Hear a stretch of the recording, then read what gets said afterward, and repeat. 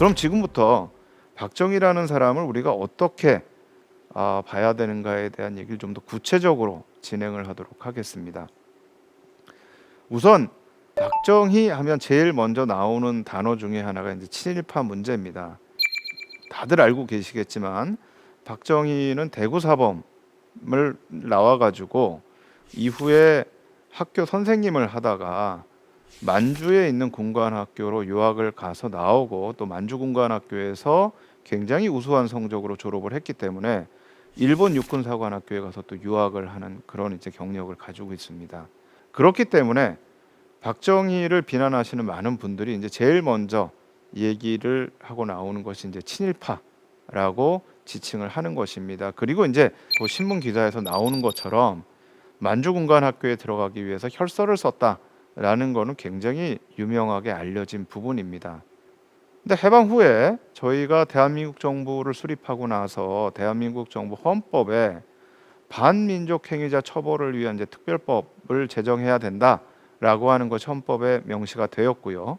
그거에 의해서 반민족 행위자 처벌을 위한 특별법이 제정이 되었을 때 그때 보면 그 안에 누구누구를 친일파로 할 것인가 하는 규정이 들어가 있습니다. 이제 그 규정에 보면 모든 일본에 협조했던 사람들을 다 친일파라고 하진 않습니다. 그러니까 굉장히 어쩔 수 없이 일본에 협조한 경우들이 있기 때문에 사실은 모든 사람을 친일파라고 할 수는 없다.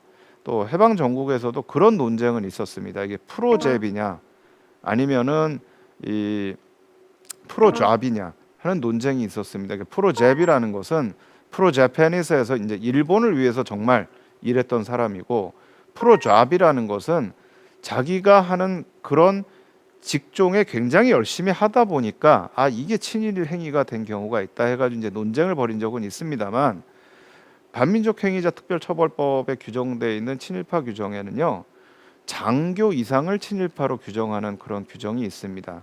물론 이제 이렇게 되면 이제 하사관 문제도 있고 또 장교가 되는 것이 이게 장교라고 하는 그 잡을 위해서 된 거냐 아니냐 이런 이 논의가 있을 수가 있습니다만 일단 그 규정에 의하면 친일파라고 얘기할 수는 있을 것 같습니다. 그런데 저는 친일파라고 얘기하면서도 조금 또 다른 측면도 하나 보고 싶은 게 있습니다. 뭐냐 하면 이거는 박정희라고 하는 개인 인물의 좀 특성을 저는 좀 보고 싶습니다.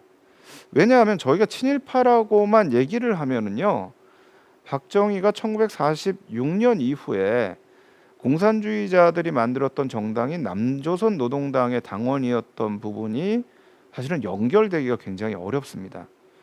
그러니까 이게 친일을 하면서 일본의 군국주의자들의 충성을 했다 그러면 사실은 이건 극우파거든요. 남조선 노동당은요 극좌주의자들이 만든 정당입니다.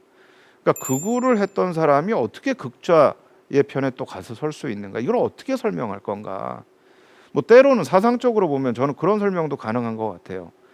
그러니까 진정한 좌익이나 진정한 우익과 다르게 진정한 좌익은 사실은 국가가 주도하는 어떤 국가 주도의 개발을 얘기하는 사람들이고 진정한 우익은 시장 경제를 얘기하는 사람들입니다. 그러니까 이게 좌익과 우익은 사실은 가까워질 수가 없는데 반면에 극우와 극좌는 공통적으로 국가의 역할을 강조를 합니다. 국가와 지도자의 역할.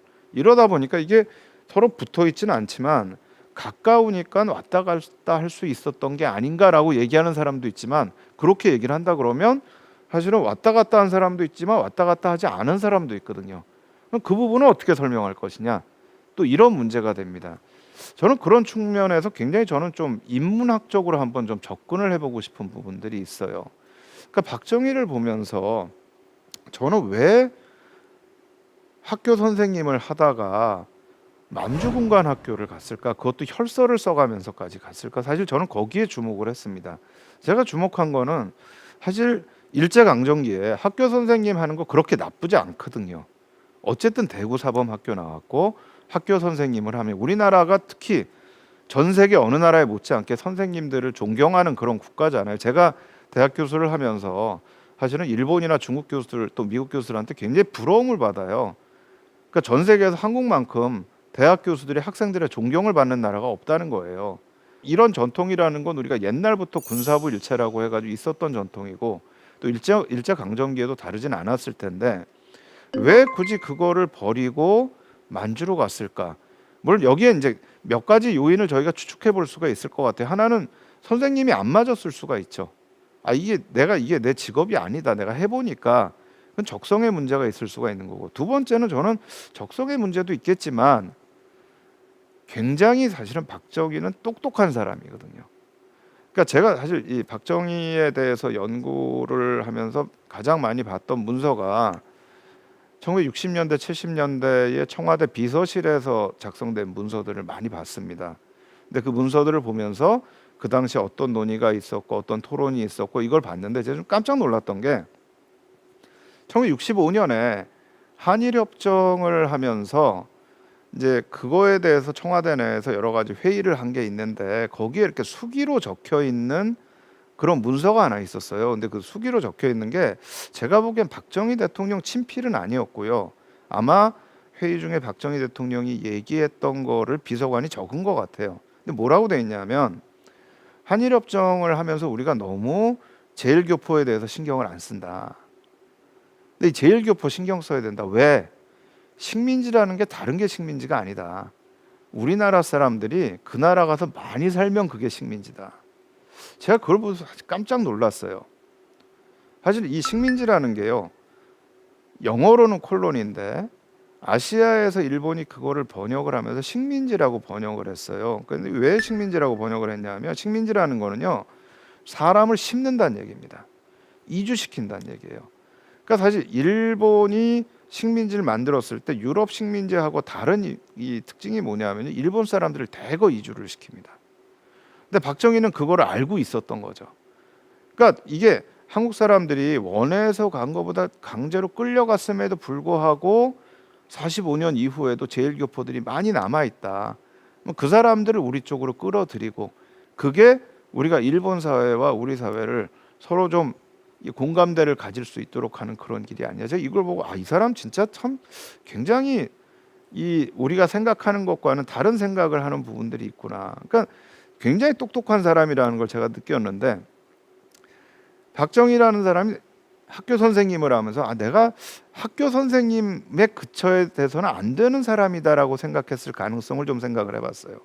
그러니까 무엇을 하든지 자기가 가진 재능을 가지고 사회를 바꿔보고 조직을 바꿔보고 해야 된다라는 그런 어떤 기본적인 성품이나 품성을 가졌던 건 아닌가.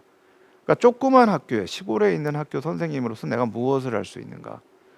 그렇다면 내가 무언가 군인으로서 무엇을 할 수 있는 부분은 있지 않을까. 특히 당시 일본은 군인의 지위가 굉장히 높았습니다. 또 제가 이제 미국에서 공부할 때 저를 지도했던 교수님이 최근에 이제 박정희라고 하는 책을 하나 내셨는데 이분이 주목한 부분도 바로 이 군인이라는 부분입니다. 그러니까 우리 사회는 전통적으로 사실은 문을 무보다 더 강조를 했죠. 문인이 대접받는 사회였습니다.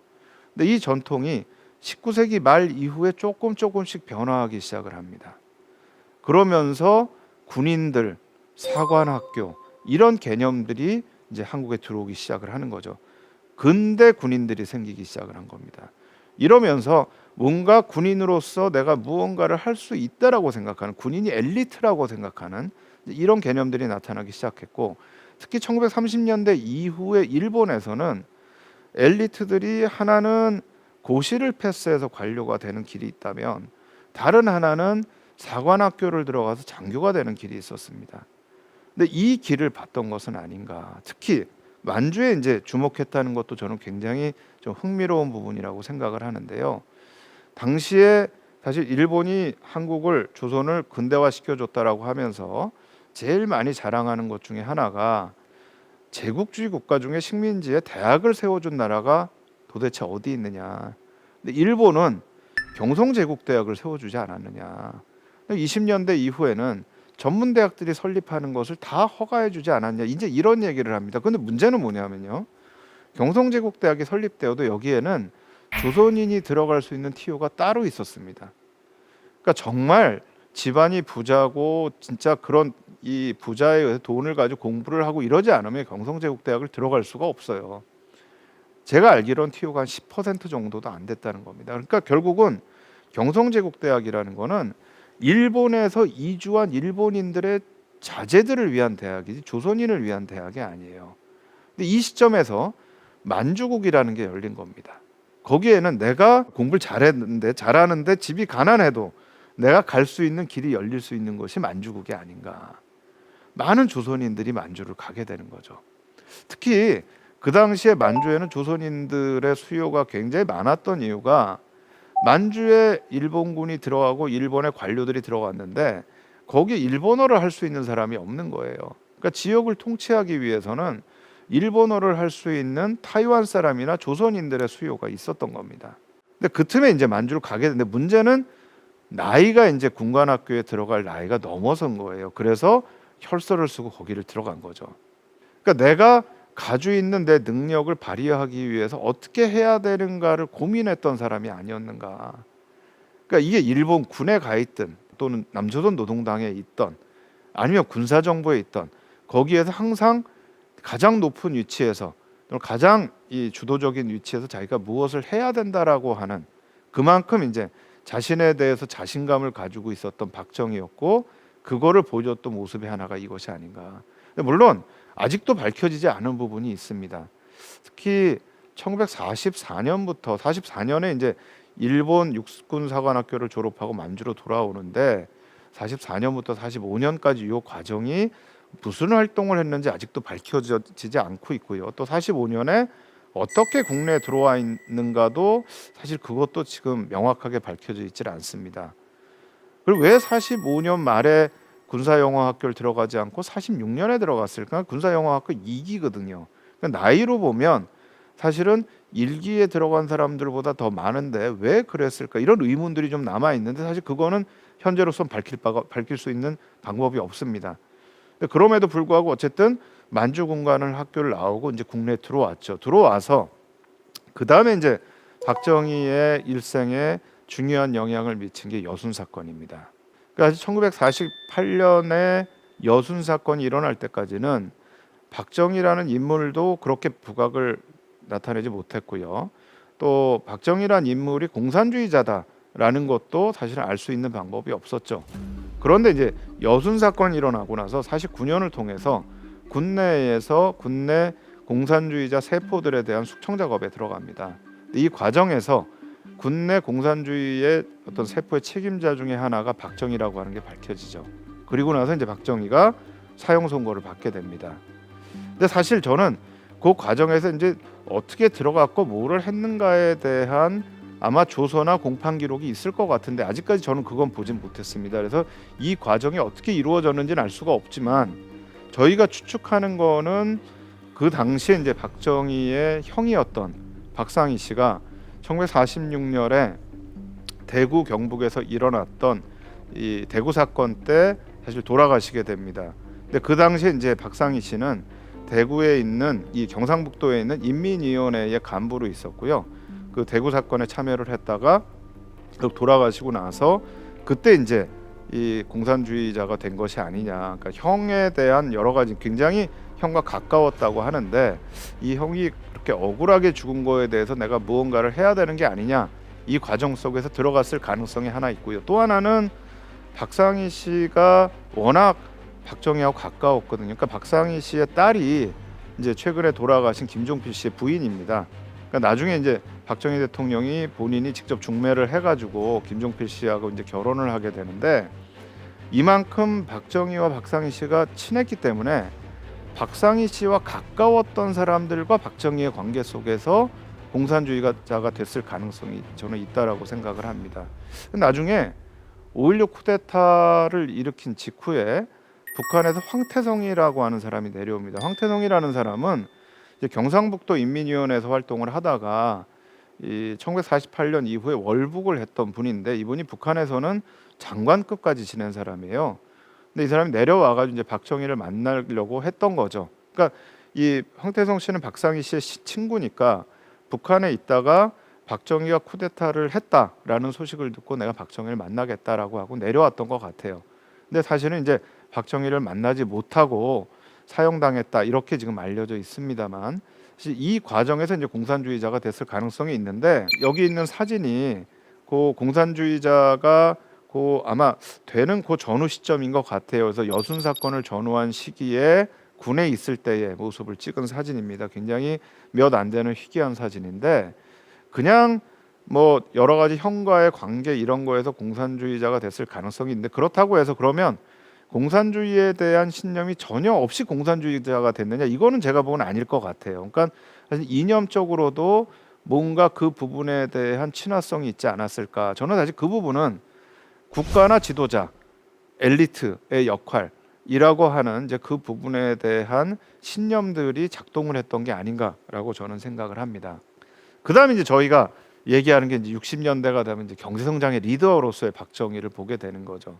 사실 뭐 초기에 이 군사 정부가 있을 때 아직 그 삼공화국이 출범하기 이전에 경제 정책은 그렇게 성공적이진 못했습니다.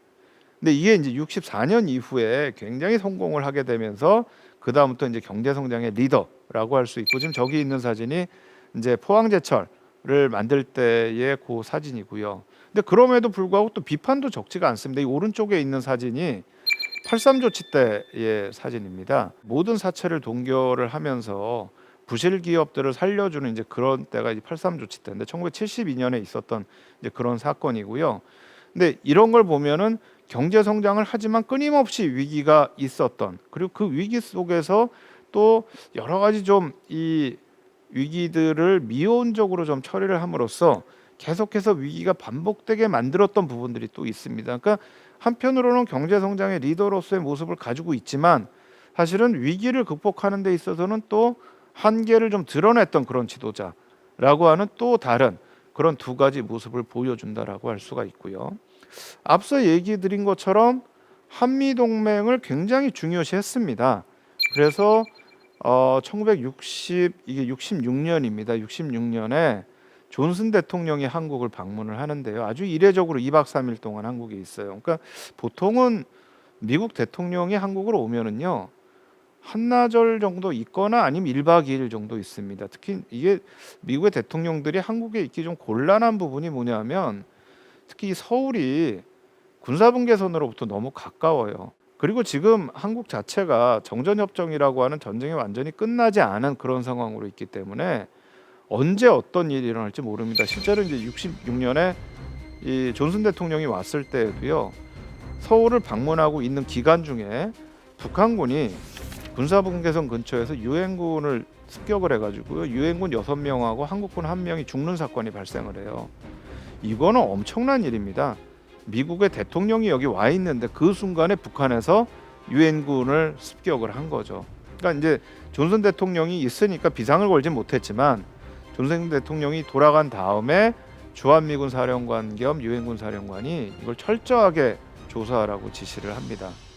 그러니까 이게 미국 대통령이 와서 오래 있긴 쉽지 않은데 2박 3일을 이때 있었어요. 근데 사실 그 부분은 한국이 베트남에 전투 부대를 파병한 부분들이 굉장히 중요하게 작동을 했던 것 같아요. 그러니까 요 한국을 오기 전에 마닐라에서 베트남전 참전국 회의가 열립니다. 베트남에 미군을 도와주기 위해서 전투 부대를 파견한 국가들의 지도자들이 모여가지고 마닐라에서 회의를 하고 돌아가는 길에 이제 서울에 들려서 있는 건데 사실 이 시기는요 한미 관계를 연구하는 사람들이 허니문 시대라고 해요. 그러니까 우리 이 현대사에서 한미 관계가 가장 좋았던 시기 하면은 지금 이 시기하고 1980년대 초중반 시기를 가장 좋았던 시기라고 합니다.